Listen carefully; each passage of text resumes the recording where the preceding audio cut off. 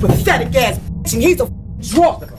Now tell the truth on that. I beg you to come sit down. For real? You! Everybody wanna know? Yes, I did kill her! The shocking courtroom clips you just witnessed document the unhinged behavior of Mitchelle Blair. Take note of her insane outbursts, as you're about to see a different side of her in stark contrast to this public persona that she never wanted to reveal to the public. The following interrogation footage has never been seen before. Mitchelle Angela Blair, a 35-year-old mother of 4, appeared to be a dedicated and loving mother to the outside world. But a twist of fate revealed that not only was that a lie, but that she was also hiding an unimaginably disturbing secret in plain sight within her apartment. Mitchelle's lies came crashing down around her when she failed to pay rent for her East Side Detroit apartment. She was eventually served a court-ordered eviction notice. On March 24, 2015, a crew arrived at her apartment to carry out the eviction, only to find out that Mitchelle wasn't there. So they began moving her things out, including all of her furniture. In the living room, where the family spent much of their time together, the moving crew found a large white freezer. When the freezer was opened, to the movers' horror, all of Mitchelle's darkest secrets were exposed. Because of this disturbing discovery, they immediately called the police. Mitchelle was eventually found at a neighbor's apartment where she was hiding with 2 of her children, but the other 2, 9-year-old Stephen and 13-year-old Stoney, were nowhere to be seen. Mitchelle was arrested and brought in for questioning, where she shared the horrific story in graphic detail. As she was being led away by police, Mitchelle said to them, "I just want you to know I'm not evil. It was just an evil act." The following footage has been analyzed by a qualified team, including a licensed attorney and former criminal prosecutor, a licensed clinical psychologist, and a former licensed professional counselor. It's important to note that the police department made some redactions to the following footage, but we added context throughout for your viewing. In order to protect the identity of the alleged victim, we will be referring to him as Mitchelle's youngest son and by the pseudonym Alex throughout this case. Just water or pop or something? Coffee? If you guys have any Vaseline, just small bit. I got no Vaseline. Just water then. Just water? Can I ask you a question? Is any way my aunt could be in here? She was an ex-police officer. I just want her to hear it from me. She's here. We're talking to her. That's okay. Just have a seat, okay? We'll be right with you in a second. An officer uncuffs Mitchelle and offers her water. Both are gestures of goodwill. These gestures are meant to keep her from shutting down and keep her comfortable to get her talking. Just have a seat right there, I guess. Thank you. Sorry. I'm going to shut this door.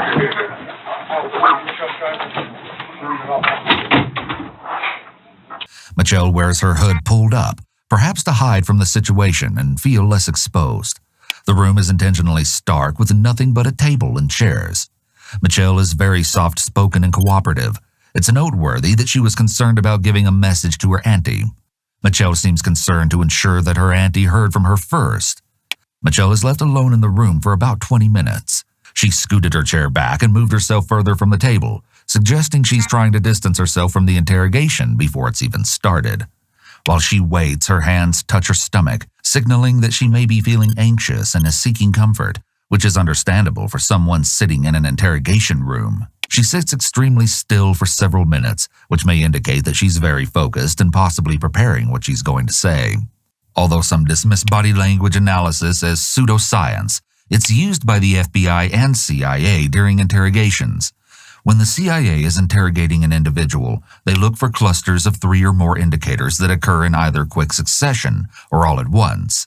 These indicators can be signs of discomfort or uncertainty in what the individual is stating, rather than indicators of deception. It's extremely important to note that you cannot detect deception through body language analysis alone.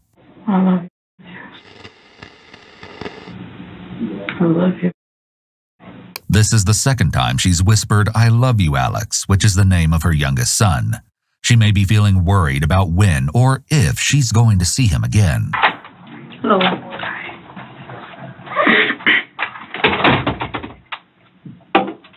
I'm Officer Diaz.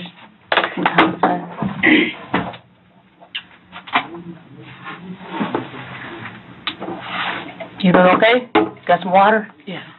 Okay. Did you eat today? I'm okay. You okay? Okay. I'm gonna ask you a couple questions, if you don't mind, okay? Can I ask you one? Sure. My aunt and my kids still here? You know what? I can't ask No, that I right can't now. see 'em. But I can find out. As soon as we're done, I'll make sure you know all that information, okay?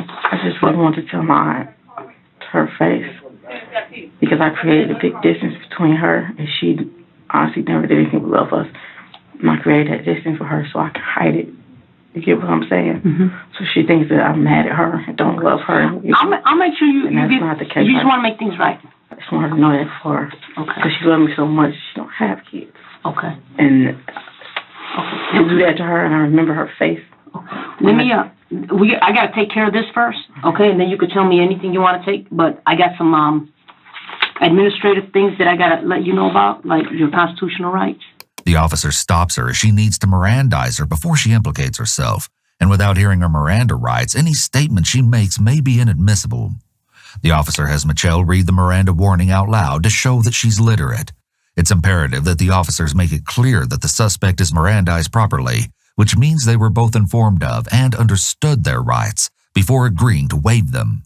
Despite the police never making it seem this way, you're waiving serious constitutional rights, and the courts take this very seriously, so it must be done properly. Did you graduate high school? No. Up to what grade of schooling do you have? I want to say 10th, maybe. The officer is professional but not particularly friendly. She's a little gruff and serious, but that appears to just be her personality and not intentionally related to the interrogation. The station likely sent a female officer to speak to Mitchelle, as they may have felt that she'd be more open when speaking to another female. Do you know if my kids' names were released on the news yet? Ma'am, I've been in here, so I don't think the dad knows. Yeah, and I was trying to keep it. I gave them the number and everything. To who? To their dad. To his dad, you know. Okay, I'm just gonna ask you some quick questions, just about you, basically. What's your first name? Mitchelle. M-I-T. M-I? M-I-T. C-H-E-L-L-E. The officer is getting background information to try to get her used to talking. Once a suspect begins talking, it's harder for them to stop. It's always important to begin with questions that they will be more open to answering instead of jumping right into the facts of the crime. This also helps to build rapport. The officer likely has most of this information already, but wants to get more specific details and also wants to get a sense of how candid Mitchelle may be. She may also be trying to ascertain her competency regarding criminal responsibility due to the nature of the crimes and the possibility that Mitchelle has mental illness. What color is your hair? Can you put your hoodie down? I have in here. Okay. Dark brown. Okay. But you just put brown. Bring your hoodie down. Yeah, just leave it off. Yeah. Are you cold or something? No, it's just, look at my hair. You feel like Just sitting here with my head, you know. So you say, okay. I'm just so used to being. You have any body scars? I have tattoos. What's on your chest? Trust no one. What's it say? Trust no one. What's on your back? Something ridiculous. Like what? Is it wording or a picture? Wording. What's it say? I have to tell you. Yeah. I have to show you. It's ridiculous. Okay. I mean, it's up to you. I got this covered up. Stephen Berry. Yeah. Okay. Okay. I'm right here. What's that one? Just the kids' names. This is it's for their dad's name, but I crossed his out. Okay. Asking general questions that are easy to answer may help put Mitchelle at ease before the actual questions relating to why she's here begins. It will also help the interrogator establish Mitchelle's baseline and observe her behavior when she knows her answers are truthful. This will help her dissect Mitchelle's responses and body language later and gauge if she is being honest. The officer asks her about her tattoos. What someone permanently inks on their body can be very telling about who the person is. Mitchelle has "trust no one" tattooed on her chest. This provides a lot of insight into her mindset. I typically don't like to make any definitive conclusions about tattoos because people choose words or phrases for different reasons, but it seems that this type of phrase might be significant. It could indicate that Mitchelle has had a tough past with a limited support system, or she's been betrayed by people close to her that she should have been able to trust. Mitchelle is embarrassed about the tattoo on her back, but still shows it to the officer, which proves she has a respect for authority and will likely continue to be cooperative. Do you have any amputations? No. Do you use any narcotics? No, what do you mean? Like drinking? No, like drugs, illegal drugs. No. I've smoked weed before. I have no idea where he is, his number, or anything. I don't talk to him, and honestly, I don't talk to my mother. Mitchelle is estranged from her immediate family, which is something that could indicate a problematic personality, or possibly a dysfunctional childhood or family life. It's likely that her support system is limited, which is problematic as she's a single mother with incomplete education, and she likely needs help. The lack of relationship with her parents could also indicate, like the trust no one tattoo implies, that she's been betrayed by the people she should have been able to count on in her life. I'm not acting. And how many sons do you have? One, I had two. Your daughters? I had 2 girls and 2 boys. What's your daughter's name? How old is she? She's 17. Does she stay with you? Yes. She got a phone number? No, no phone. She's here. Okay. So, you know. You got a boyfriend or spouse? No. What's your the father of is that your ex-boyfriend? Yeah. So you have 4 children altogether? Yeah. None of them are in school? No. Where are your other 2 kids, Stoney and Steven? At my house. At the old house. Where in your house are they? Freezer. Who put them in there? I did. Mitchelle lowers her voice but bluntly answers. Her lowered tone indicates shame, but she says this with no real emotion otherwise. Freezer. She's forthcoming and appears to be willing to tell the truth right away, which is somewhat unusual in interrogations. Instead of blaming anyone else for putting the children in the freezer, she's taken responsibility for that part of the crime right away. When the moving crew first opened the freezer, they found a teenage girl's frozen body inside. She was completely naked and covered in frost except for a large black plastic bag that was placed over her. Her head was pressed against the inner side of the freezer wall, where there were bloodstains next to her face. A long piece of black fabric, possibly a silk scarf, was still fastened around her neck, and there were notable injuries to her throat, her right cheek, right brow, her bicep, and her chest. Under the girl were several blankets, but because her body was frozen to the side of the freezer, only a portion of the blankets could be cut away. But the police were able to cut a hole, which revealed another frozen body hidden under the first. This one, a preteen boy. Neither body was able to be removed from the freezer, and instead, the entire thing was sent to the Wayne County Medical Examiner. Why did you do that? Because they were.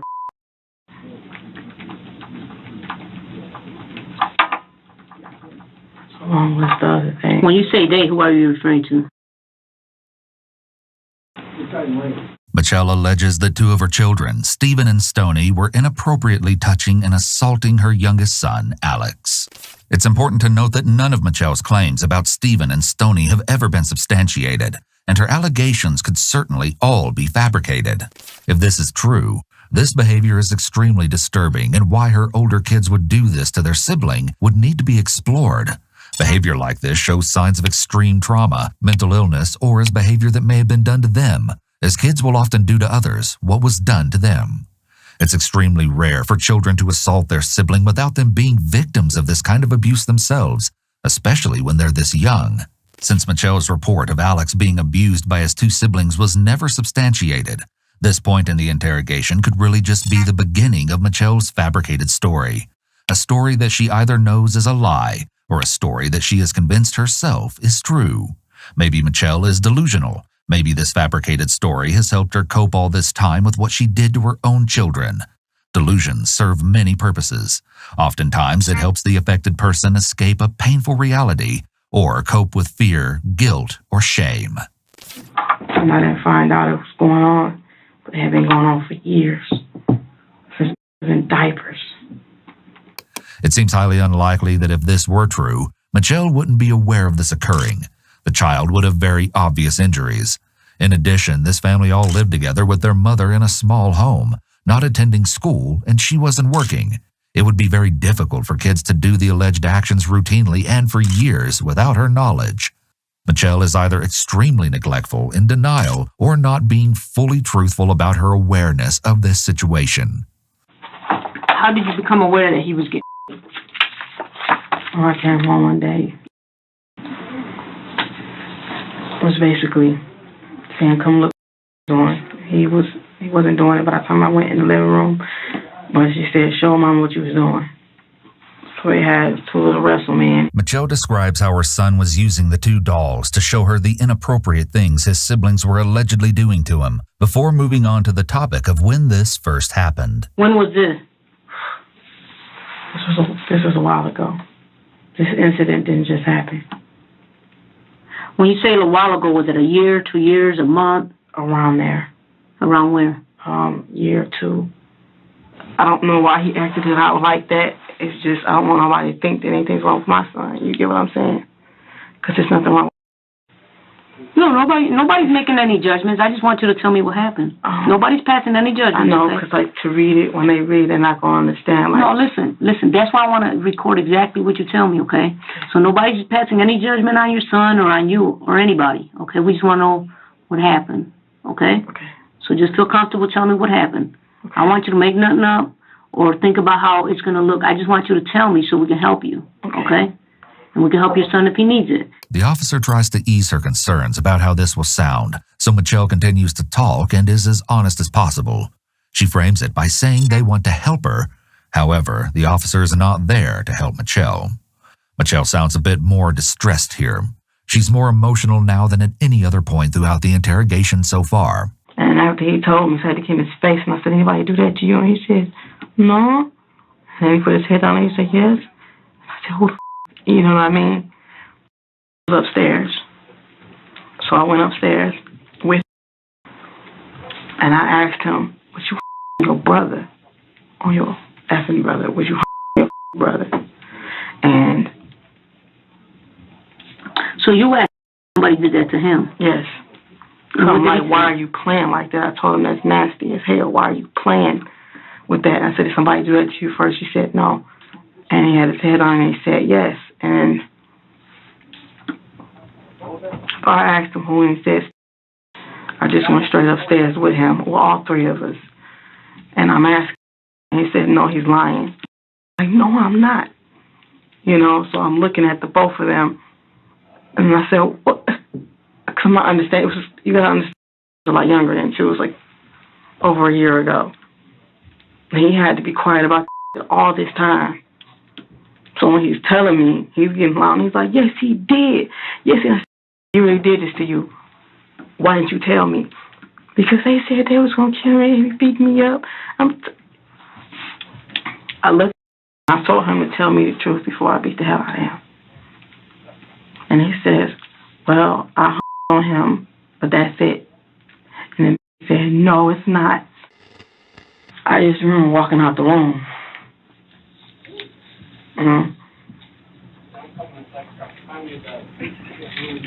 No, I mean, I remember everything else. I'm just saying, it's like, I couldn't say I wasn't like out of my mind. You understand? When do you think this was?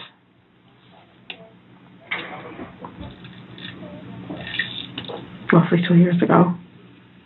What did you do at that point? I sat on the floor for a while, by the edge of the door, and I just remember I kept going, "What the f***?" And I told my man, I said, "Tell me the truth." You say you went outside and sat on the floor? No, I went in the hallway. Like, okay, I was in his bedroom when we were talking to him about all this, because that's where he was at. And I just stepped like in the hallway between the door and, you know, like the threshold, and I sat on the floor. And I'm looking at them like, "What the f***? This is your brother, you know?" So I asked, "Are you telling the truth?" And the way he was crying, he just wouldn't stop talking. He said, "Yes, you do. You're in my bed." Look, they did this to him every day, every night. What did you do after that? Did you take any physical action towards? Not just yet. And then I just closed the door, and I just kept looking at him. I said, I can't believe you. I took him downstairs because he was telling me more and more stuff, and it was not making sense. It's just, I got through telling me everything. I went back upstairs,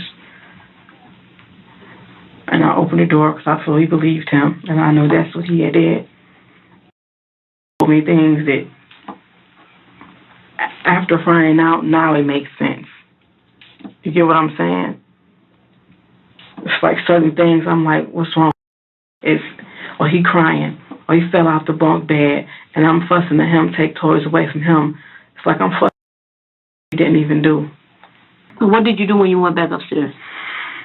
I punched him. I just started punching him. I just kept punching him. At what point did you stop punching him? Oh, no, that's not how I stopped punching him because he looked up and he said, okay, I'm ready to tell the truth. After she says that Stephen admitted he was ready to tell the truth, Mitchelle opens up both hands quickly and turns down her mouth. This body language may indicate that she's seeking approval from the detective, or as if she's saying, see, I told you. I said, this is what you did, Dad? He just said yes. And I punched him again. Although it's possible that Stephen did abuse Alex, it's also possible that he falsely confessed only to escape the punishment.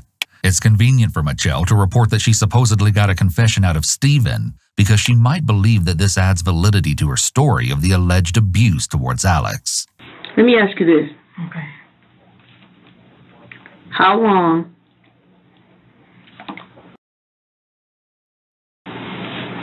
been in the freezer? 2 years. I want to say 2 years. You said almost 2 years or 2 years? I want to say 2 years. How long have you been in the freezer? About a year. She died when? On May 25th. Of what year? Last year?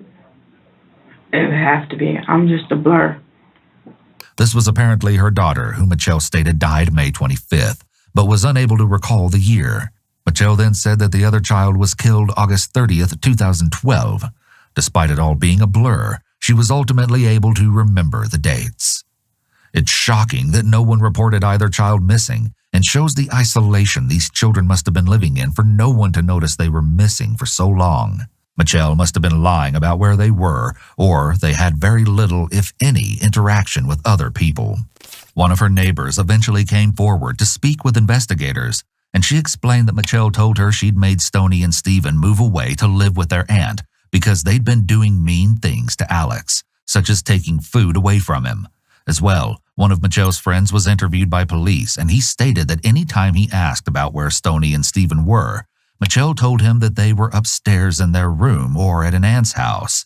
According to Alexander Dorsey, the father of Stoney and Mitchelle's surviving oldest daughter, when he asked about Stoney, she also gave the same answer that she was living with an aunt. Apparently, these explanations were enough to keep people from asking more questions about where the two children were, because no one seemed to realize they were gone. How did you?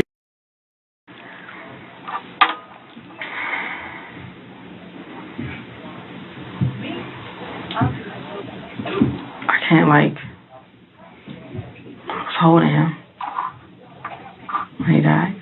After she's asked how Stephen died, Mitchelle's hands go from being open to in tight fists. Generally, the more space between someone's fingers, the more relaxed they are. As someone's stress increases, the fingers instinctively close. Having one's hands balled up as Mitchelle does indicates high stress. Just holding him. What caused him to die? I didn't ask you what you were doing. I asked you, how did your son... I don't know. What I'm saying is he died from... The officer's tone is noticeably harsher when she confronts Mitchelle with the fact that she didn't directly answer the question she was asked. This asserts her authority and control over the interrogation. From what I inflicted on him, but it wasn't... He didn't die right then. You get what I'm saying? That's what I'm saying. I couldn't tell you specifically what happened inside. Well, you say you afflicted on him. What did you afflict? I was punching him. So you say you don't know what caused him to die? No, I know I did. What I'm saying is, I don't know specifically what's going on in his body. You get what I'm saying? Is there some things that we can... I don't want Mom to know because she'll feel bad and it's not her fault in any way. It's just me and you talking. Okay. Well, like I said, my aunt loves us, but after it happened, I called her. She was mad at me because, you know, it's just she wouldn't get my life together, period. Okay? So I called her and I asked her if anything happened, you know, you take the kids. She was like an angel. You've always leaned on me, which I do, and she's tired, you know what I'm saying? I'm tired of kids, that's definitely not. She was saying to just get yourself together, you know what I mean? Mm-hmm. And I don't want her to, like, hear that and think, oh my God, if I wanted to tell her, but I'm like... What did you want to tell her? Out everything, because, you know, she was a cop. She's the first person I called, and I couldn't even say it to her. The officer is relatively non-responsive to Mitchelle. She's giving a confession without any hesitation, and therefore the officer just needs to listen and ask follow-up questions. Interrogation techniques so far have not been needed. Most suspects are not this candid about their crimes, and at the very least will try to claim the killing was an accident. The officer's trying to refrain from any reaction to what she's hearing so that Mitchelle doesn't feel judged. I mean, I hear what you're saying, but you still haven't... I asked you the question, how did your son die? Okay, so you did something. I need you to tell me specifically what it was. So you just punched him? Like, just punching him to keep him at, yes.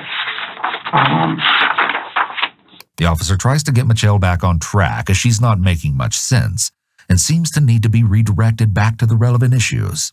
I mean, what did you do? You punched him? Basically everywhere.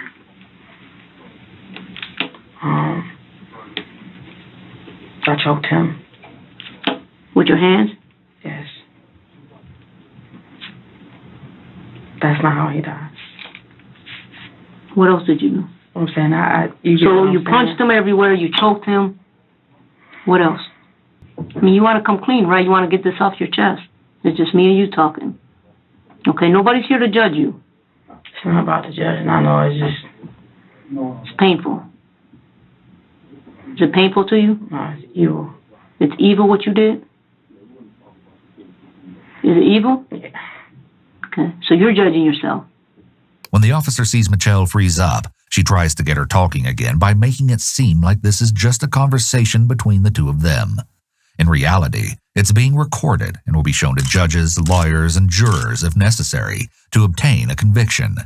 The officer gets her to admit that what she did was evil, to show Mitchelle understands right from wrong. This is a legal requirement to be held criminally accountable for one's actions. Because I love them. You love them, okay. But what? Oh, man. That's how I feel, like, y'all know. Anybody who know me know about my kids. And it's like, and then turn around, all this time I'm keeping y'all away from everybody else. And it's y'all. It's like amongst yourselves. There's no other outsiders. There's no outsiders that ended up hurting y'all, and that's the one thing I've always been worried about in my life, because that's what happened to me. That's why I don't talk to my mother. You know, they didn't do anything when shit happened to me. We're gonna get to that, but I need you to take it off your chest, and I need you to tell me what you did. You told me some stuff, but like a bathtub, right? Hot water. And I did like this. And I stood him in there. In the hot water. Yeah. No, did you got right back out? Did you run the hot water first and then dump him? What do you mean? How? I grabbed him in the bathroom and I was still talking to him. And then I'm asking him, like, why are you doing? He said, I hate him. And it's okay. We're just talking about it, and I cut the hot water on. And I'm still talking to him, but it's like I'm threatening him. And I didn't plan on doing it, but I did it. It's like, I can't explain it to you. So you turned the hot water in the bathroom, in the bathtub? Yes.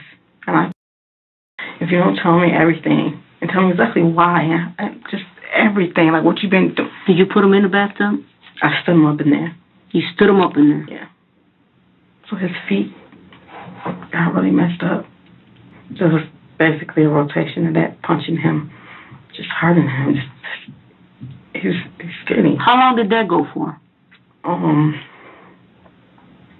In total, after I found out, he was in there 4 or 5 days, and I made him stay in his room. I took him food because I didn't know what to do. So I called my aunt first to see, but I ended up, I guess, checking out, and I didn't tell her. She knew nothing of what was going on. Mitchelle admits to premeditation and how she harmed and burned her son over a number of days. She wasn't acting in the heat of the moment when she was informed about the assault, which makes her guilty of first-degree murder. This admission was only after the detective insisted and kept asking Mitchelle what else she did. He started telling me everything, He said he said he took his dad away from him. It's just a lot of things. Like, we talked for a very long time, and he just told me a lot of stuff, and I just had to go downstairs. The stuff that her oldest son told her may have been true. However, it's also quite possible that it was made up and was just his attempt to stop the torture. He may have felt like if he just admitted to his mother what she already suspected and believed was true, that she would stop punishing him. He'd already tried denying the abuse, but that didn't work, so he may have been trying another tactic in the hopes of getting a different result. How long after that incident does Stephen die? How long? Okay, so you beat him up the one day, right? And then 5 days go by, you beat him up again? No, because it's mixing. The hot water was the night before, the afternoon before. Mm-hmm. I was around 1 something in the afternoon. So are you telling me, because when I asked you what exactly did you do to... Basically, that day when I found out, I messed him up. He was still walking around functioning. Mm-hmm. He was just in that room. And then the more and more started telling me throughout the days and everything he remembers since he was eating Cheerios. The officer gets Mitchelle to admit he passed away after the extensive abuse to show she had ample opportunity to get him help if she regretted her actions, but she chose not to. And I've been calling around to see what to do when I asked the police. When I asked the police, when it's 2 brothers, I put it in the scenario as it's somebody else's situation. Mm-hmm. And if one brother was and the other one, can y'all take the little one to jail even though he's a minor? Why would they take the little one to jail? Not jail, but like juvenile. Mm-hmm. Calling the police suggests that she may have had some conflicting feelings about what she was doing. However, these doubts weren't enough to stop her from continuing. After hearing Mitchelle's hypothetical, the police should have at least come out to investigate the situation and speak to the children. A simple welfare check may have saved their lives. This case shows many flaws in the system. And sadly, this isn't the only example of a missed opportunity to save these children's lives. Back in 2005, the Michigan State investigated Mitchelle for allegations of child neglect. At that time, her eldest child would have been around 5. The claims of abuse must have been somewhat substantiated because Mitchelle was referred to counseling, but her children were not removed from her home. Oh, I'm trying to get a timeline here, because you do these things to him, right? How long do you do these things? You assault him, you put him in the water. How many days go by before he dies? I want to say no more than a week. The officer goes back over the entire story Mitchelle has told to solidify her story and make sure it's clear and the timeline is explicit. When things occurred, it's important to show premeditation and to show the long and serious suffering her children endured. Mitchelle sits in silence as the detective continues writing. At this point, she's sitting with her head down. Maybe the emotional exhaustion of the interrogation is starting to really set in. So you said the first day you punched him several times. The second day you didn't touch him. No. But the third? The second day I was like throwing up and was really, I had been drinking Savaca, like from the first day period. I basically couldn't get up. You say you was throwing up? It's like when I get up, maybe I would have went back in there, but... Did you say you were throwing up? Yeah, the only reason I didn't go, honestly. Only reason I didn't go back in that second day because every time I got up, I'm throwing up and I'm sick and But then the third, the fourth, and the fifth day, you continue. The following days, you continue to assault them. Is that correct? Drinking. But did you continue? Yes. Okay. What did you do? The same thing? I was going back for just punching him, basically, and choking him. Typically, when these sorts of horrific crimes occur, the perpetrator is often under the influence or had been using substances close to the time the crime occurred. She also said she was throwing up the second day of the abuse, and the only reason she didn't continue abusing her son the second day is because she was feeling sick. Yeah, and it was like, this is how it went, like, I'll talk to him for a second, and he'll say something, and I'll just start punching him.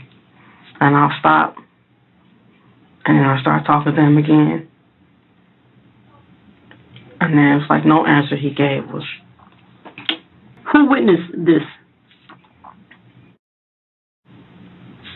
Stoney. And who else? Was downstairs, but she witnessed. Stoney and... Yes, well, he was downstairs, but you mean me doing this to Steven? Yes. Yeah, she saw me punching him. Saw you punching him? Yes, both of everybody. It wasn't the first day, though, because I had told her to go downstairs with the girls. But at one point, yeah, they did. Everybody saw that. Mitchelle now admits to someone witnessing her assaults on her son, which will be useful to corroborate her admission. If the witness was a minor, she'll also be charged with endangering the welfare of a minor. A child witnessing abuse is extremely damaging to them mentally and emotionally. At what point do you put Steven in the freezer? After he died. When I came back in the room, he says, I just throw up. Say that again? So when I came back in the room, he says I have to throw up. So I walk him to the bathroom. He didn't throw up, and he says I have to poop. He didn't poop. So I just took him back in the room, and he laid back down. And his breathing was sounded weird. It was just, and I put my hand right here on his chest, and his heartbeat was like, it was crazy. I put my ear up to it, and it was like, and he's just like, he's going like this. So he was fading out? And I tried to do CPR on him. You tried CPR on him? I tried. While he was still alive? No, when he started looking like that and started doing that. So did he stop breathing when you tried CPR? No, he stopped before that. So he stopped breathing and you tried to do looking CPR? at him and he's going. Okay. And I didn't hear it no more. So I'm just looking at him like, oh my God. And then, like, the food I had gave him, I had to feed him, actually. He told me his stomach hurt and he didn't want to eat. And I'm like, you're going to eat, you know. This was the night before. He said, have some pizza or something like that. And I'm like, no. I actually told him, you can't have no pizza. So I'm giving him a little healthy choice. The smart choice is beef stew. Now, I just know I was trying to do it, and I smelled it. I saw carrots. It's just the beef stew. I saw it. Interestingly, Mitchelle appears to be especially triggered by remembering the smell of the beef stew. Smell can be an important part of memory. Mitchelle has appeared detached while recalling most of what she did to Steven, but the sensory experience of this specific memory may have been difficult for her to push away.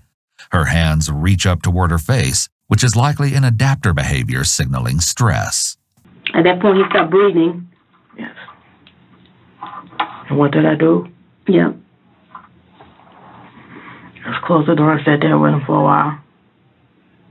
So you didn't try to give him CPR, or you did?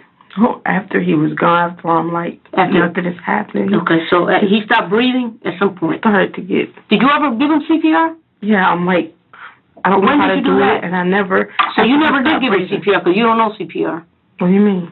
You told me that you gave him CPR. You're not listening then. That's what I'm asking. I want you to tell me. Okay, it's like when I went to blow in his mouth. That's what I'm saying about the soup. Mm-hmm. Right on his nose. So I took it as, you are still breathing. So I'm doing like this. And then I heard something, I'm like, that's right. You know, I'm like, get up. Yeah, up. When I'm doing like this, it's making, I can't explain it. It's just making, you know. The officer is now trying to ascertain whether or not Mitchelle made any efforts at all to save her son's life. Did you call for medical assistance? After he died? No. After I stopped trying to do that, I just said yes to wall, and I was just looking at him. Why not? Why didn't you call for somebody? I was scared. How did Stoney die? My kids. With Stoney, I meant to do it. Excuse me? With Stoney, I meant to do it. Like with Steven, I can't even say it was an accident, but it's not. If somebody died from what you do to them, then it's that. But Stoney, I did mean to. Mitchelle admits that with Steven it was an accident, but she verbalizes awareness that Steven died because of what she did to him. Her actions show at minimum a complete reckless disregard for his life. She also admits she meant to kill Stoney and therefore has implicated herself for first-degree murder. Once she'd already killed one child and gotten away with it, killing someone else may have felt easier. After she admits that she intended to kill Stoney, Mitchelle looks away and then looks down, putting her hand on her face.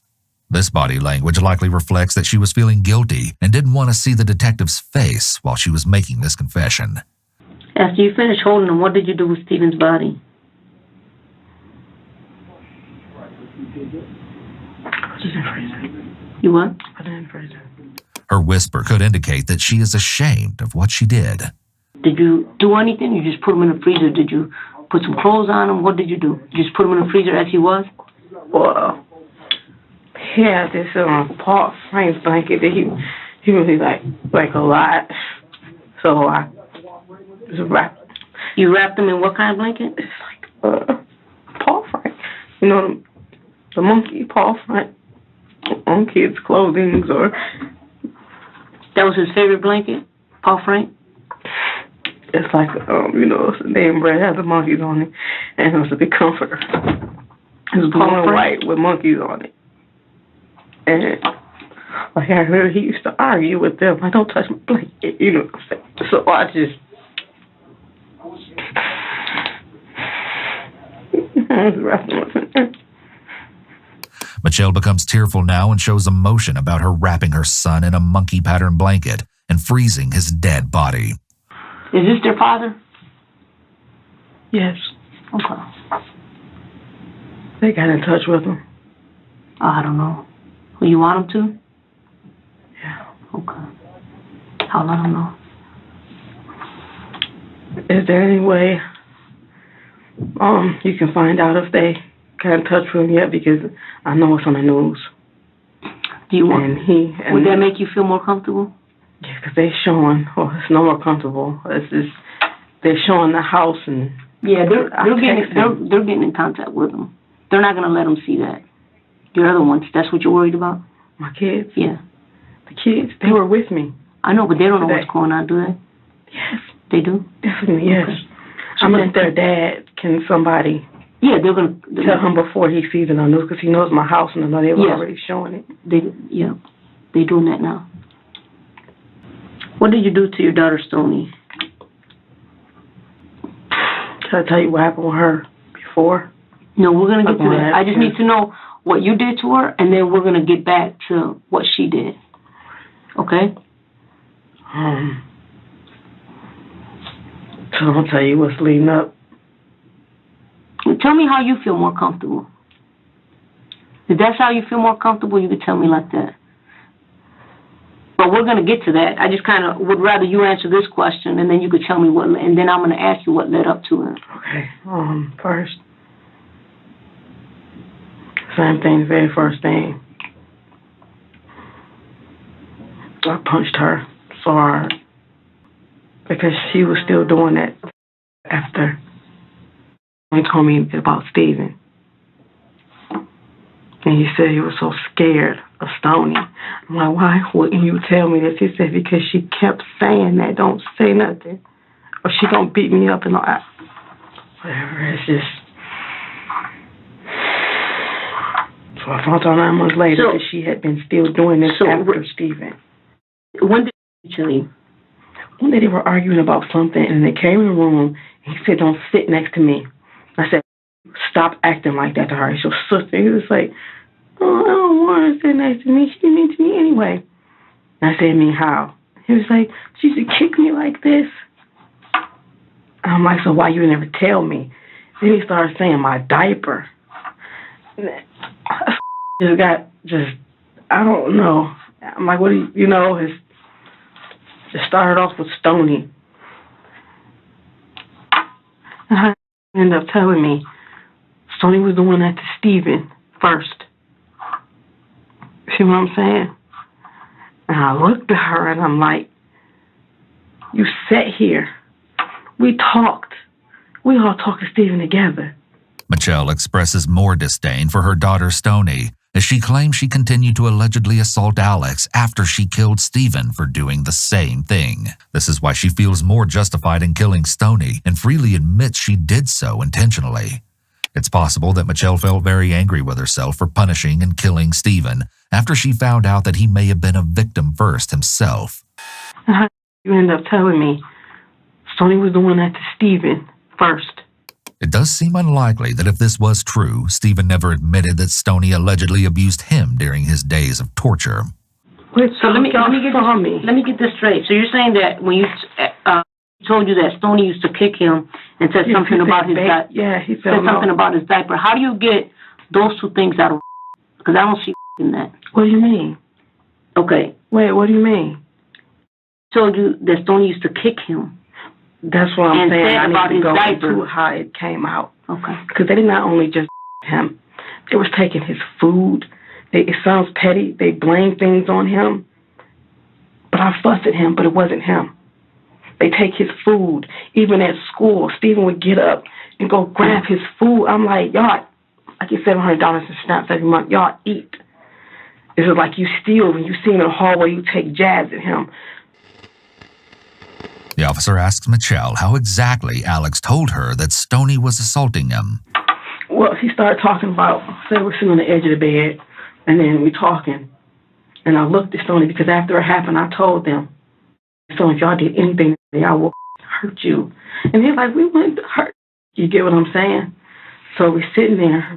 He started talking about his diaper. And I said, when did Stoney kick you? He said, she kicked me and I rolled. I said, as big as you are? He was like, I was little. He's talking about way back. It's somewhat surprising that Alex recalls what occurred to him when he was still young enough to be in diapers, unless he wore diapers for an extended period of time, which could be the case. There may have been some kind of strain in her relationship with her oldest 2 children before Alex made claims about being abused. And he's talking. It's like he felt confident. He's talking, he's telling me everything, and it's like, I don't know what to believe. I know he's not lying because he's just going. Okay. I'm about to get to it. So when I said rolling, what do you mean rolling? How she roll you? You're big. She kicked the hell out of you like that to make you roll. And he says, I was little. She used to push me over with my cups and then she took my diaper off. And I said, what do you mean take your diaper off? He said, remember when I had the diapers and you could pull them off right here? She take my diaper off. She touched my butt. And I'm sitting here like, I just remember I felt hot as hell. Here it seems like Mitchelle is describing how her uncontrolled anger and rage starts to build to a point where she doesn't think, she just reacts. This is typical of people with severe anger management issues. They go into blind rages and do things that they later regret. This moment of getting hot is likely similar to what happened when she harmed Steven prior to his death. I just remember I felt hot as hell. Still, this doesn't explain the murders entirely, because we know that with Steven, the abuse went on for days. Blind rages are usually only momentary, and the person eventually comes to and realizes what they're doing. Mitchelle had time to realize what was happening to Stephen and either stop the abuse or get medical help for her son. Needless to say, there's definitely plenty of evidence of premeditation here. And it was like, and Mom, and she did that nasty stuff too. I said, what nasty stuff? And I'm looking at her, and I just walked straight up to her. She said, nasty stuff. And I walked straight up to her, and I did like this, put up against the wall. I said, what the did you do? I looked at her, and I said, tell me now.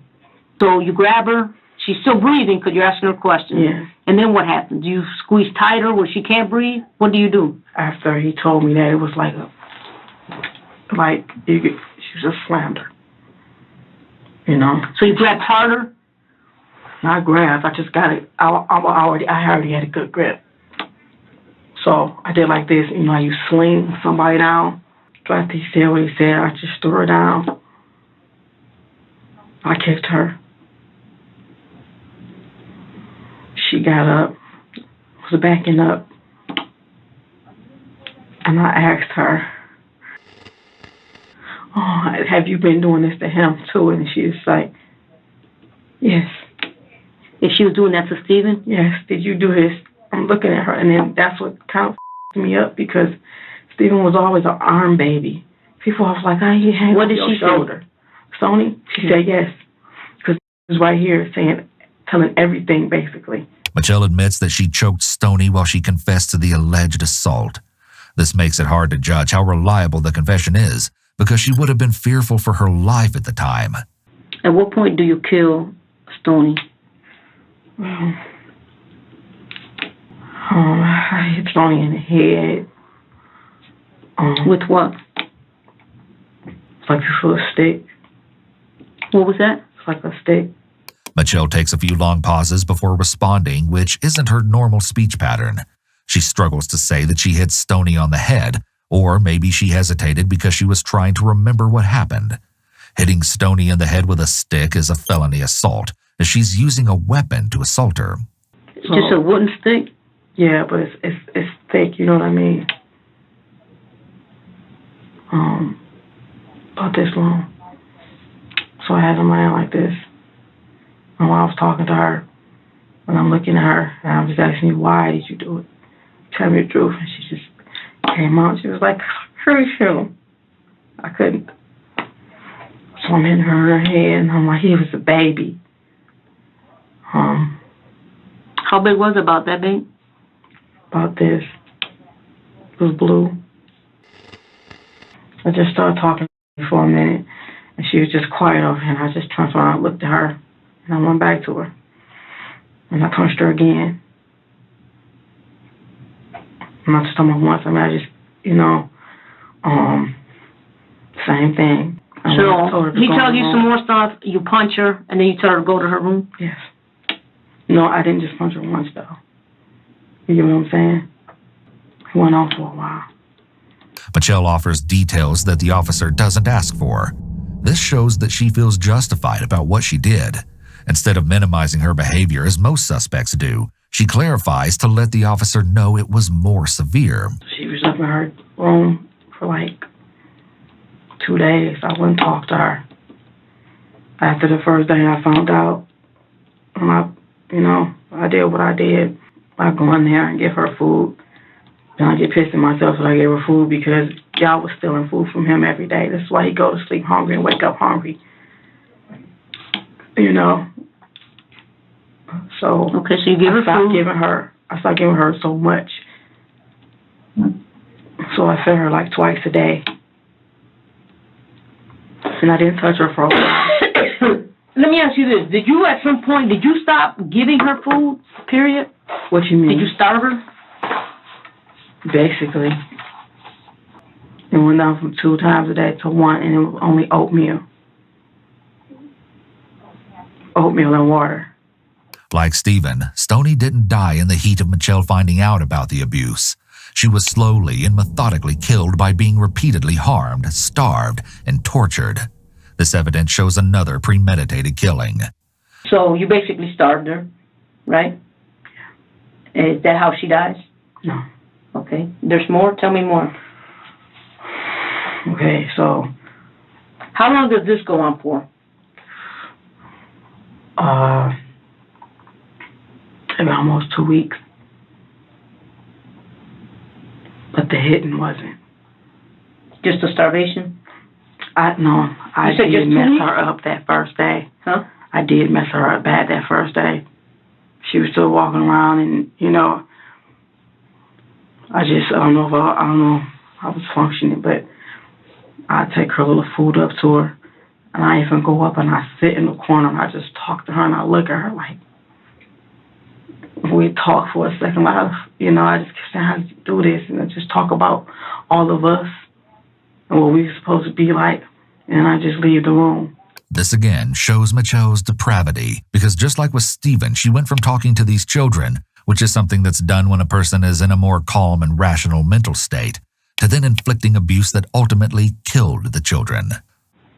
This is what I'm trying to get to him, trying to tell her, give me a hug, say, you don't love your brother, you can't tell him that. She says he's retarded. He heard her say that. He's retarded. He's annoying. Yeah. And she just went, oh. She cried because I wanted her to give him a hug. And I said, you don't love him? And she was like, no.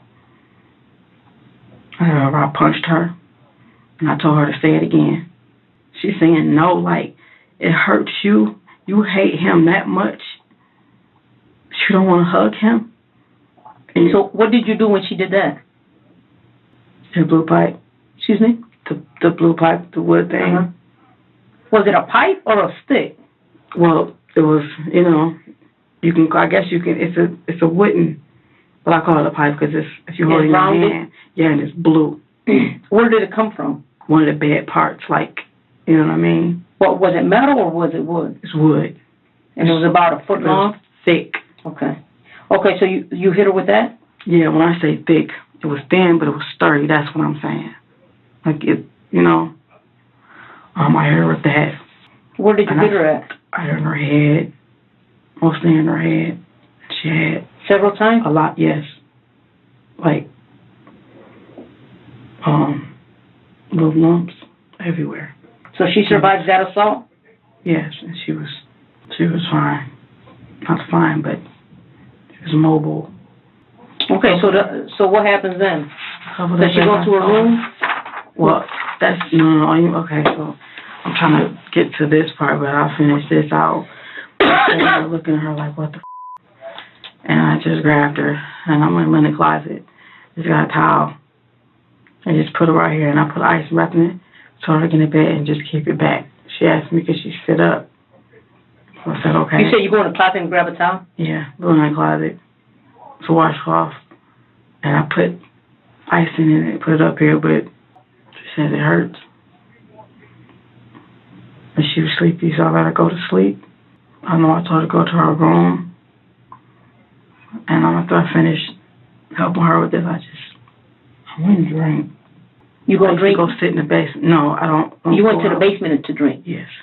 Michelle may be using alcohol to cope with her emotions. She doesn't allege that she has diminished capacity due to her drinking, nor would that be a viable defense, as she can clearly recall details of the days that led to her children's deaths. You know everything you're doing is what? Wrong. I know that. And it's like, I can't explain to you. I was in between, like, crying, like, what the you doing? It's your kids. And when I got right back in her face, and I like just the fact that you told her, I used to tell my baby, she's not going to save you. You know what I mean? Like, she's not going to save you. So when he told me that, I'm telling you, he said, thank you for saving me. He said that. No, I just don't understand why you didn't tell me about her sooner, and that still wouldn't have been happening. Michelle clearly understands right from wrong. This shows her criminal intent, or intention to commit the crime, which is relevant when charging someone with murder. So what ended up happening? Smothered. Smothered. You smothered her? Yes. She again exhibits shame by her lowered tone of voice. Was it that same night? You go to the basement, you drink? Oh, no. I get like that. No. This was a while later. Like a day, 2 days later? No, maybe days, because... Like how many days? I don't know. But, So after a few days go by, right? You just go upstairs and you smother her? No. Okay, tell me what? This is, I want to say after, it's like I didn't touch her again.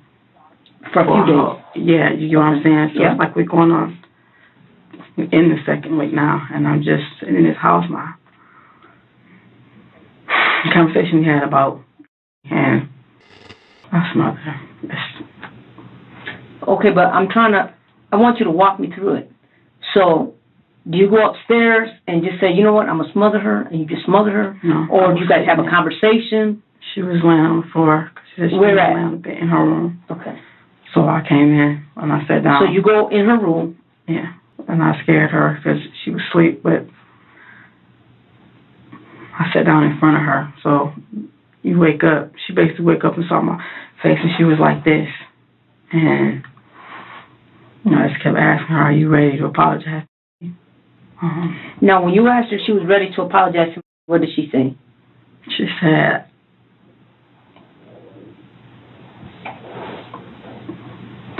there's nothing wrong with my son. That's all I know. Nobody's saying nothing's wrong with your son. What did she say, though? When you said, are you ready to apologize to what did she say? She doesn't want to apologize to him. So she said no? Yeah, but it's like, it wasn't a flat out no. It's like, I am sorry for doing it to somebody, but you're not sorry for doing that to him? This is what I'm saying. Like, what did she say? What did she say? She just looked at me. So she didn't say nothing nothing like this. Stoney doesn't do that. She's pretty hard to get answers out of. She's like, you know, and I'm like, Stoney, are you so she never said apologize? No.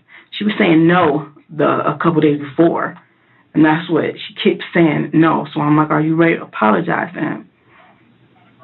She just said, I'm sorry for doing it to. How are you not sorry for your brother? She said she was sorry for doing it to what? No, I misspoke. Not for doing it. She said, I'm sorry for doing it, period, to somebody. But you're not going to say you're sorry for doing it. If the whole abuse story is in fact some sort of delusion, and if Mitchelle does have a history of being abused herself, then this scene that Mitchelle is describing almost seems like she's trying to elicit that apology for herself. It's possible that Mitchelle may have been having conflict with Stephen before she murdered him, and possibly also with Stoney when she targeted her. The conflict could have been related to other issues, and this may have triggered Mitchelle to choose Stoney and Stephen as the guilty ones. Since her claims of the abuse towards Alex weren't confirmed, it's important to consider the very likely possibility that Mitchelle wasn't really defending Alex.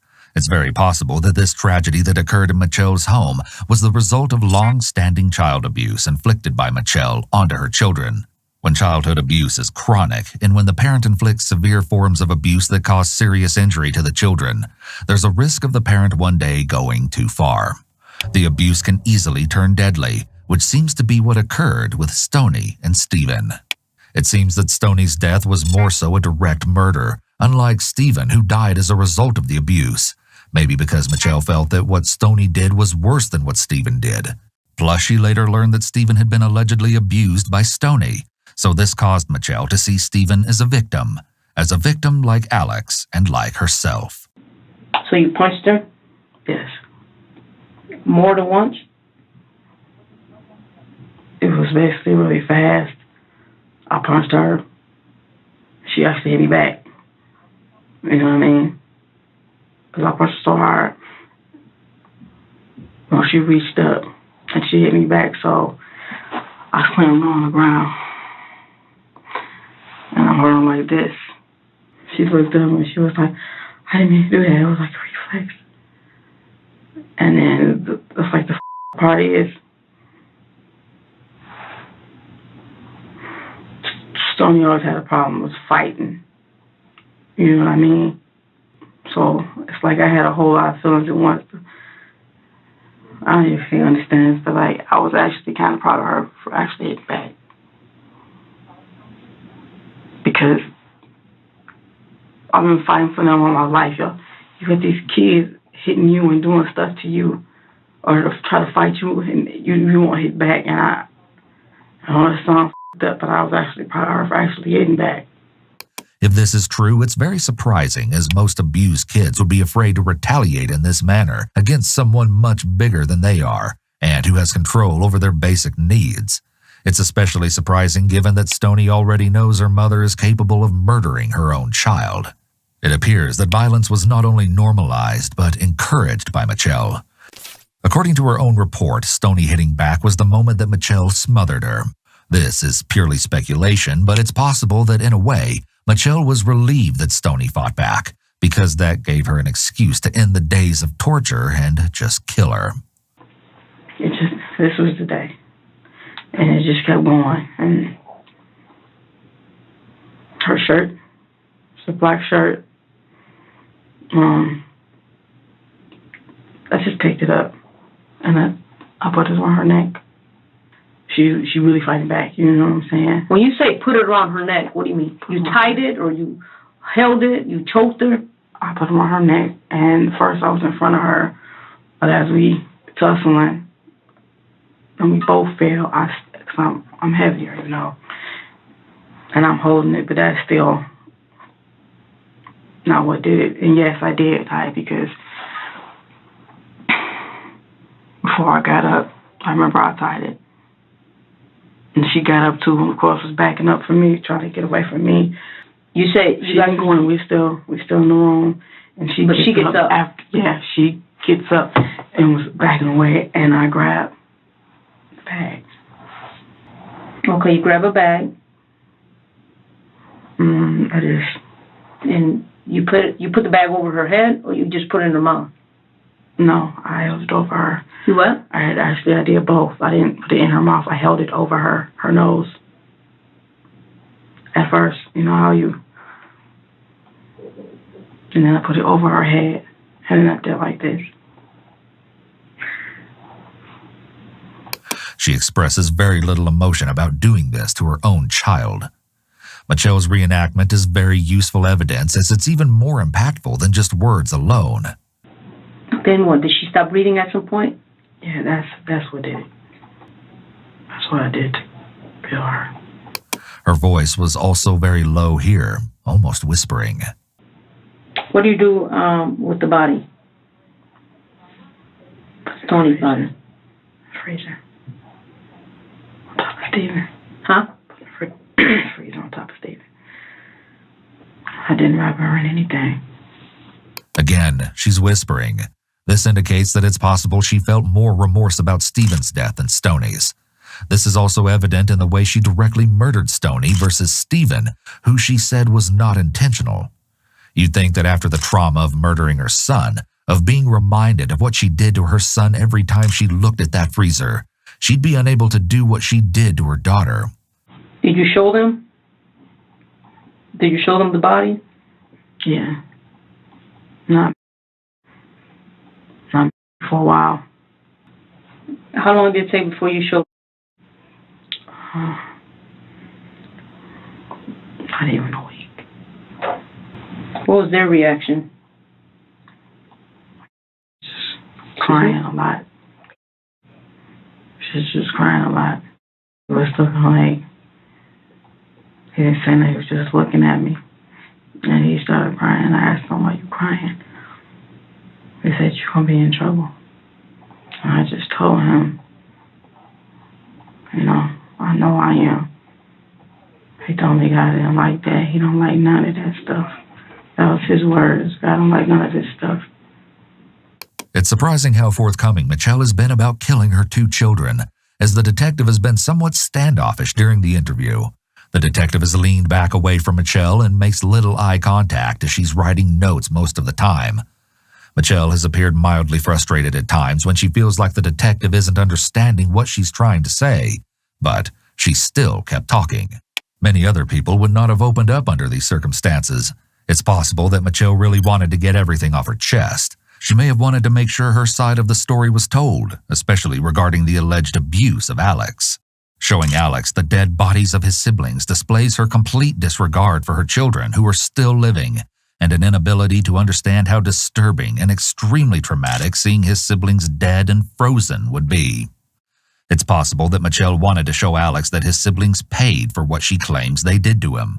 On top of that, the fact that the freezer was in a main area of their home would have meant there was a constant physical reminder to the living children about what happened to their siblings. Now let me ask you this question, because I know we went on to talk about all the different things that they supposedly did. They did it. But are you a stay-at-home mom? Yeah. Okay, so you're always. How much time do you say, like, how much were you? How much time do you me up? You know? No, because I want you to tell me how, because you're pretty much always with them. It's like, you're always with them. So yeah. At what point does this happen that you don't know, have no idea? That's why I sat there and kept asking them, like, Stephen will do this to me. If he says, Mom, can we go upstairs and play? We want to play with our toys. And I'm like, no, sit down here and watch movies with us. And he'd be quiet. And he said, we want to play upstairs, y'all girls. And then came from Stephen. This is to get him upstairs. Then you hear a big ass boom. He's like, what is that? That's Stephen knocking him off the bunk bed, like straight off the top bunk bed. I didn't know all this till after that, but it's like they're brothers. Like, it was like, y'all girls, I don't want to watch this movie, or can we play? How many rooms in your house? 3. Are you sure? What do you mean? How many rooms you got? Bedrooms? Yeah. 3. The detective may be trying to get her to recognize the big hole in her story. When would her older kids have had the opportunity to abuse Alex if Mitchelle was always with them? Did you, when he told you that, did you ever try to seek any type of help? No. Why not? If I did, I would have to leave them. Not necessarily. Right then. Why would you have to leave them? If somebody's doing something to your child, why would they take your child from you? Because that's brother and sister. That's brother and sister, and that's in the family, and it's like, that's brother and sister. But I could see that. They would take the offender out, not the innocent party.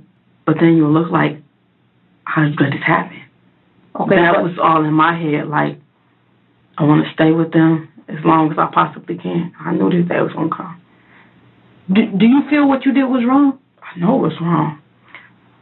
What do you think your punishment it's wrong should be? In the eyes of God, okay? In your eyes, I'm asking you, not in the eyes of God. In your eyes, do you feel like you did what you had to do? I didn't have to do that. It was wrong. Mm-hmm. Look, I don't want to say yes, but my son told me I saved him. Mitchelle's emphasis that Alex said she saved him shows that she may not think what she did was wrong despite understanding it's illegal. On the other hand, it's possible that she's lying that Alex told her that she saved him in order to justify what she did. By doing this, she can portray herself as Alex's hero. Let me ask you this. Do you think your son has a problem? No. Because you said that throughout this interview. Because this is what had me so scared. You told me several times that your son doesn't have a problem. He doesn't. So why would you bring that up? Nobody's accusing him of having a problem. Because that scares me. And how you read it back, it's like, yes, those are my words, but just to hear it like that, I don't want people to think, this is my biggest fear. When I'm gone, people are going to be unfair to me because y'all are thinking like, oh, he got to be crazy. Somebody's on his brother and his sister, he crazy. I don't want people to shun their kids away from him, for him to not have friends. Her concern about what other people will think of Alex is delusional. These concerns are also extremely minor compared to the things she had him endure by killing his siblings and showing him their bodies. Yeah, did school ever inquire about them, stoning like attendance, you know what I mean? And basically I dropped them. And actually I told them I was moving. So that's how I was able to drop them. I went up to the school and I was talking to the teachers and I actually wanted to tell. I started going into it and someone told me to stop. But I was telling one of the teachers, hey, what had happened and the security guard, but I didn't tell them that I did anything to them. I just, I'm dropping them. Try to see what we can do. I told them I was moving out of state, with my brother. Children are not legally allowed to drop out of school until between 16 and 18, depending on the state they live. In Michigan, it's 18. Give me 1 minute. What I need you to do, in the meantime, I need you to start reading these. These are the questions I asked you and the answer that you have answered. If I misquoted you, or if something... Stephen, yeah, I get to that. That's how I thought it was, and that's why I asked you, and I have it down here. If there's something here that I misquoted you, let me know, and we'll fix it, and I'll initial it. Okay, start reading that. I'm gonna step out for a second. I'll be right back. Okay? It's like a lot of other things. Oh no, we're gonna talk about it. I just want you to start doing this while I don't want to give you all this. We're gonna get into all the things that you want to tell me about. I mean, I guess the important stuff is also... Excuse me? Important stuff is also, I guess... No, it's all important. We're going to get to it. Okay, just give me 1 minute, and then we can continue this. Just give me 1 second, okay? The same way you see if my aunt has... Yep, I'm going to go check on that right now. Could they possibly still be here? They could. Let me go find out, okay? Are you allowed to tell... I know. What do you want? Just tell them I love them. Yeah, sure. My kids. Yeah, of course. Okay. Just give me a minute. Okay? You need anything? Drink a little bit of water. I'm back in like 2 minutes. I just can't hold this like this no more. It's like... I understand. I'm going to come back so we can get it off your chest, okay?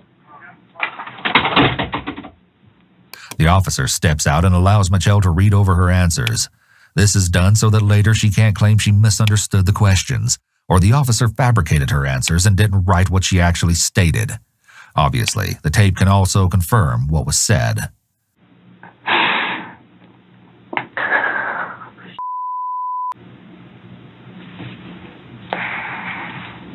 Mitchelle is left alone, and as she's seeing her words, she is cursing and clearly getting nervous. It seems the reality of what she's done may be setting in. It could be that she goes in and out of moments of realization about what she did and what's happening around her. She asked the detective if she could tell her children that she loves them. So it could be that Mitchelle is actively realizing here that she likely won't see her 2 children again.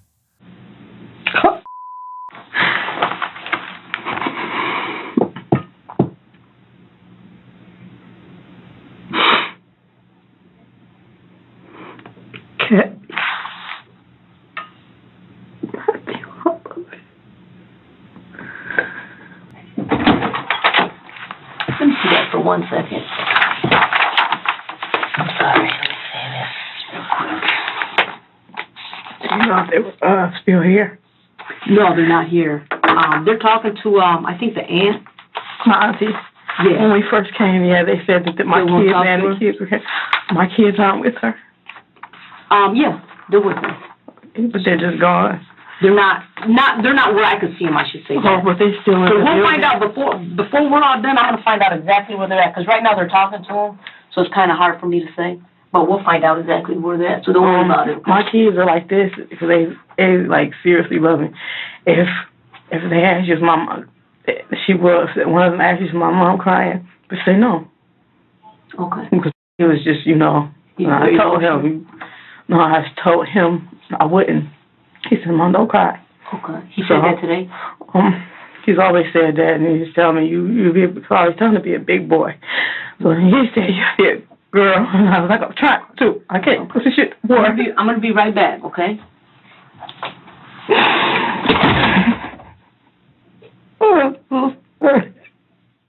Mitchelle continues crying while the officer is away, which is a common occurrence when suspects are left alone.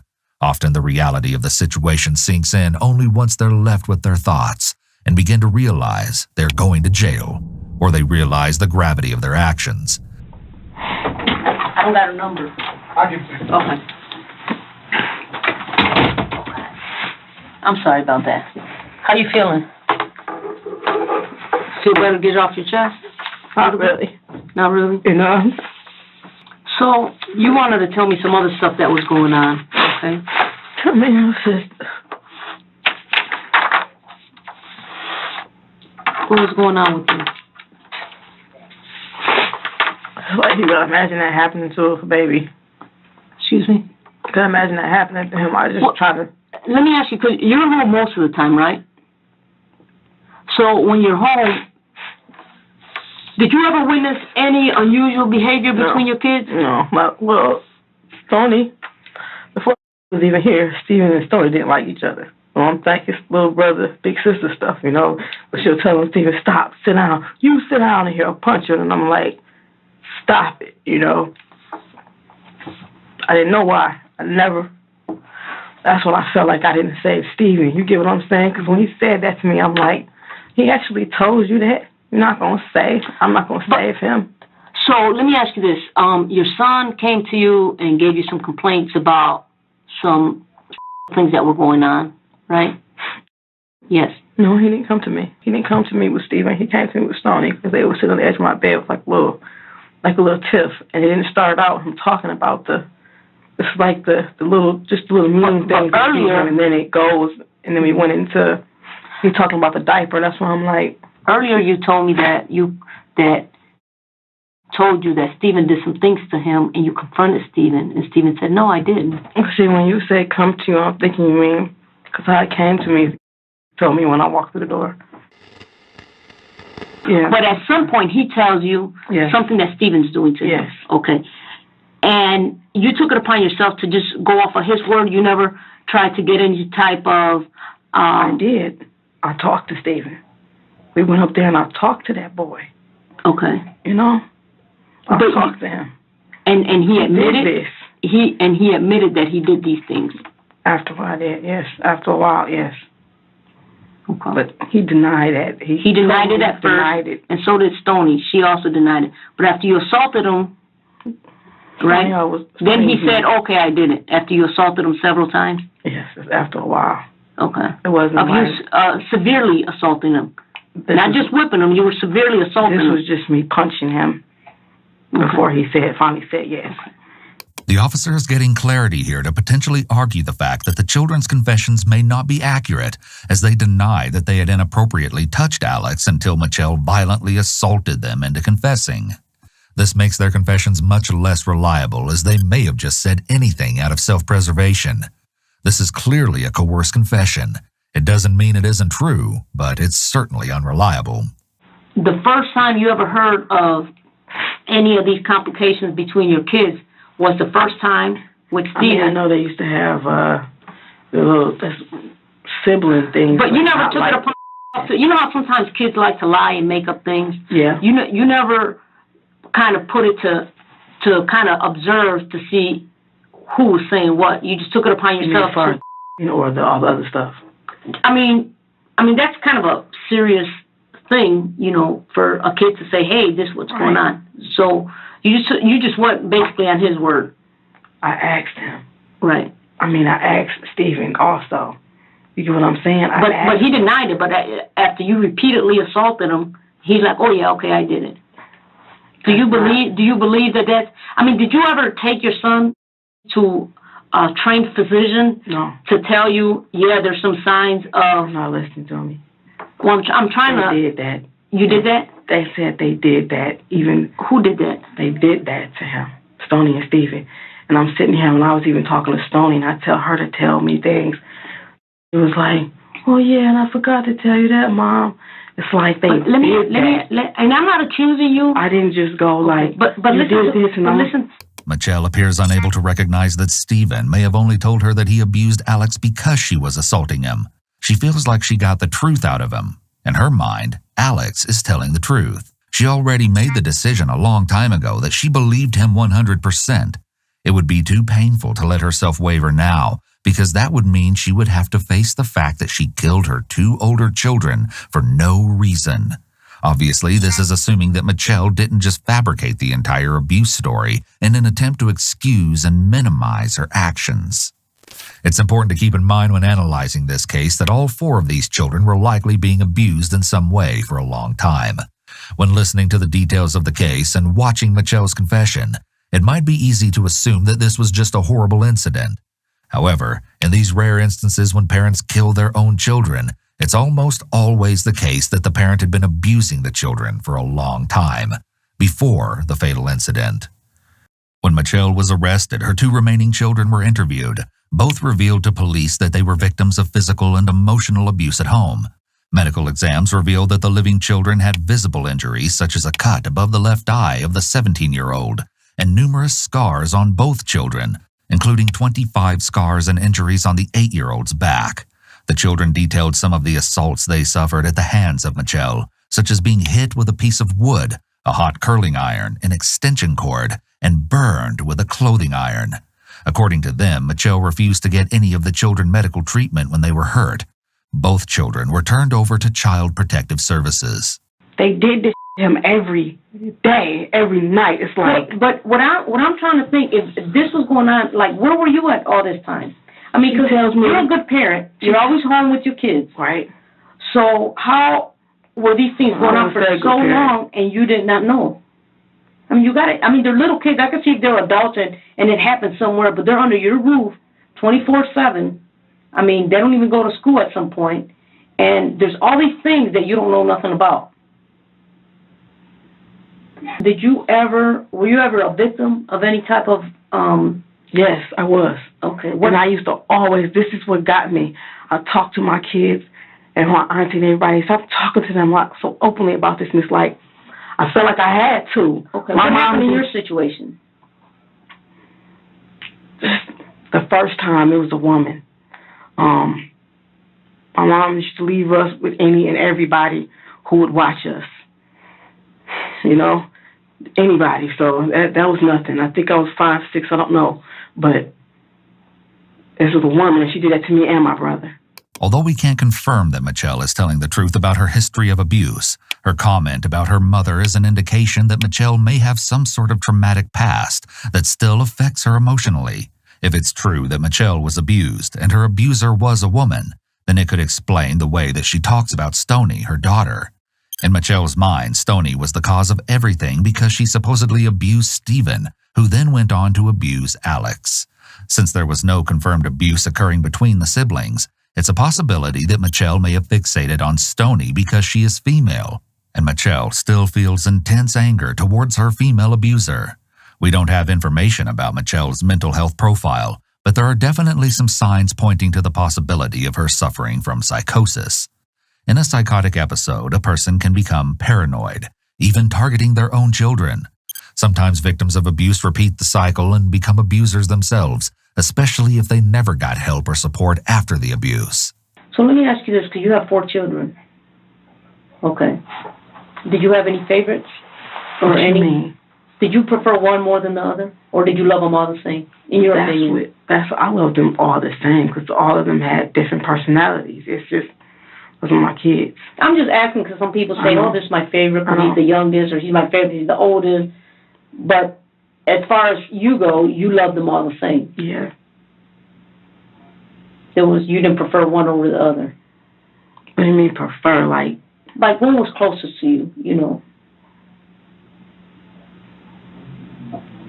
You know, you always got the one that's kind of distant because maybe they want to be with their dad, or maybe they look like their dad, or for some reason they're just distant. And then you always got one that's closer, who always wants to be next to you. The kids we were all, that's all we did. That's why I don't understand. You guys spent a lot of time together. How would you categorize your relationship between Stoney and you? I guess just like the rest of the kids. You love them all the same? Yeah, it's a little different because you start to, I think, learn them, you know what I mean? And they change. Right, they start changing, they start getting a little attitudes. Yeah. So no, attitudes, just period, changing. You're like, okay, well, you know how you just... And that's what I'm asking. Did you have, maybe they were disobedient more than the others, so you like these guys more than the other guys? Kids. They were all good kids? That's like, hey, right, that's why everybody... So is there any other reason other than what I told you that made you do what you did? That's it. So if he would have never told you these things, Stoney and Stephen would still be here today? They had never... Okay. He didn't... It's not, he just told me. How do you discipline your child? How do you discipline your children? Not good. I have a problem with that, too. What do you mean by not good? Just whooping them, and it's like, you know how what's appropriate for a child? It's not. You whoop your children Yes. to the point of abuse? Yes. All of them? Yes. So you hit that way as well? Yes, and I can't explain it. This shows that the tragic ending of her children's lives was the likely culmination of years of abuse. Abusive parents who end up seriously injuring or murdering their children will often engage in emotional, verbal, and physical abuse long before the final tragic incident. Mitchelle seems to understand logically that her behavior is wrong, yet she may be unable to control her anger. She appears to be suffering from significant issues relating to her own childhood trauma. Most people with trauma backgrounds do not kill other people, but of those individuals who kill another person, most of them do have a history of trauma in their own childhood. While her crimes against her children are horrific, her profile doesn't necessarily fit with that of a psychopath, and her behaviors are conflicting. On one hand, she's accepting responsibility for what she did and appears to be truthful during the interview, while on the other hand, she demonstrates a long history of deceitfulness and lying, which are psychopathic traits, as she kept the murders of her 2 children a secret for years. At times, she exhibited impulsive behavior and extreme aggressiveness. While she did admit that what she did was evil and wrong, she didn't express remorse or regret for the suffering she caused Stephen and Stoney. Have you killed anyone else? No. What type of discipline you think you should get? Those are my kids. If you could do it all over again, would you change anything? I'll say yes. The only reason I'm say yes is because I would get to stay with them. When you say them, do you mean all of them or just... No, because regardless how I was thinking, if that happened, you mean the same situation happened, would I make the same choice? Mm-hmm. Yes, because I would want to stay. You know? But you don't really care about the other choice. two. No, I do. I would have made a different choice. What choice would you have made? I've tried to go somewhere. I said, he's never said that to me before. So for him to say that, When did he say that to you? This was after it happened. Alex telling her that she saved him seems to be enough peace of mind for Mitchelle, almost like she's satisfied with what she did because she was able to prevent her son from suffering continued abuse. If I brought me in here, right, and I asked him pretty much the same question I'm asking you as far as the events that took place, Ask him. You don't even have to have him in front of me. Ask him. is he going to tell me the same thing you're telling me? He has to. You gotta listen to him. Has he ever lied to you? Yes. About what? Little things. Like what? He'll lie and then let me go on to something else.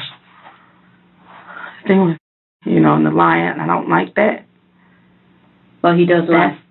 Yeah. And you don't like it? No. So, that's like the only reason I ever... No, do you know the I just difference have a problem between a lie and the truth?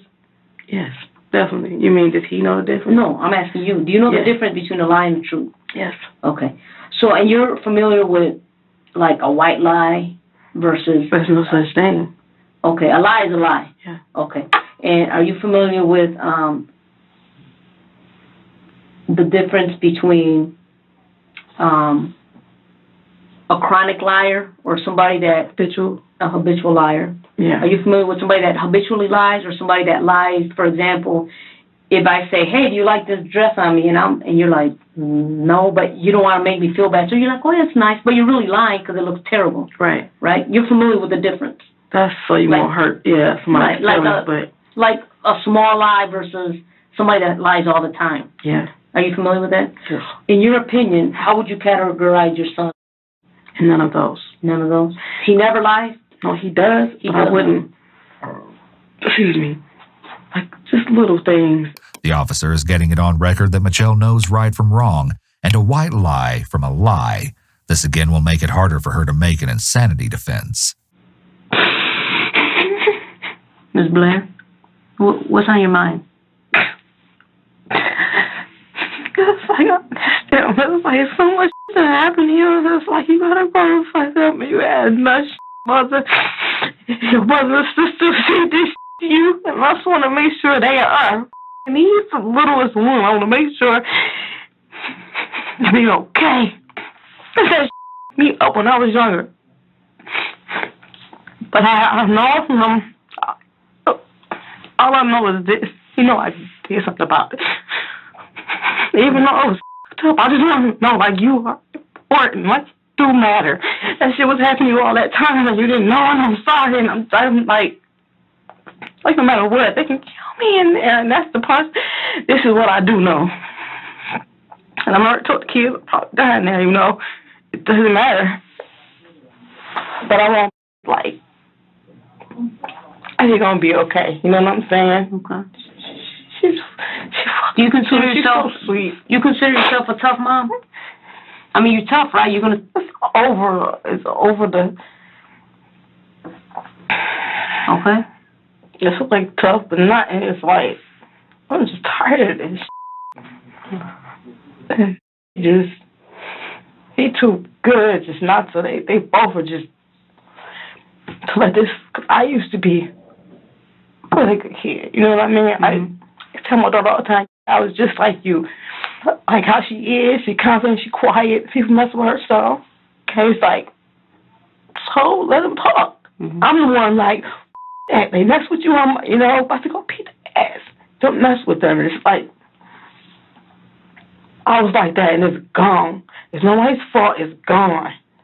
But I was like that and I don't want them to, I just know, I told my mom, she said, what the do you want me to do about it? It's over with now. This means that it's likely that Mitchelle's mother never validated her feelings about the trauma she experienced, which makes the emotional damage even worse. It's like trauma on top of trauma when a parent doesn't validate the child's feelings.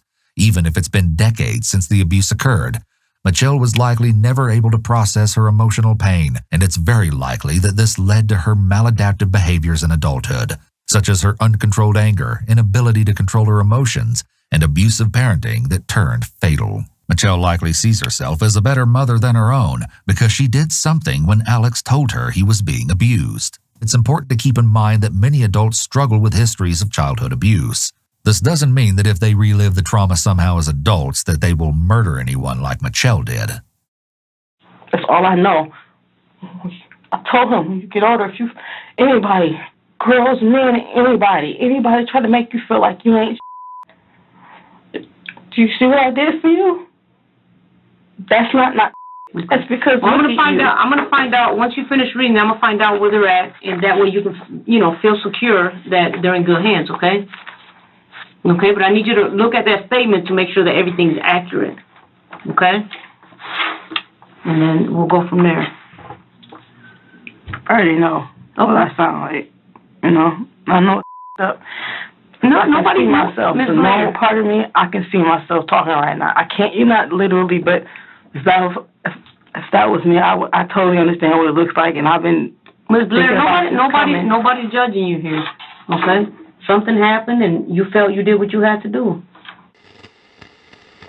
No matter what or what everybody think, I hope you don't take that when he gets older and go crazy with it. I just want him, and I would try to explain to him, you don't hurt people. He told me, God's not happy. He doesn't like stuff like that. I said, I know. And I told him I'm going to hell. Period. That's what happens. Sometimes you can't lie. You can't fight with people. If people call you stupid, if people call you this, it's like I'm trying to cover bases with him. You just let it go because you know you was important. You're important. It's like, something like that happens, it's like you don't have to feel like he was crushed or like nobody's gonna give a about him. Mitchelle signs the notes taken by the officer swearing that they're accurate. This is less necessary than it was years ago since almost all interrogations are videotaped, but it's done here to avoid retractions or allegations that the officer lied or misconstrued the suspect's words in her notes. Okay, give me 1 second, okay?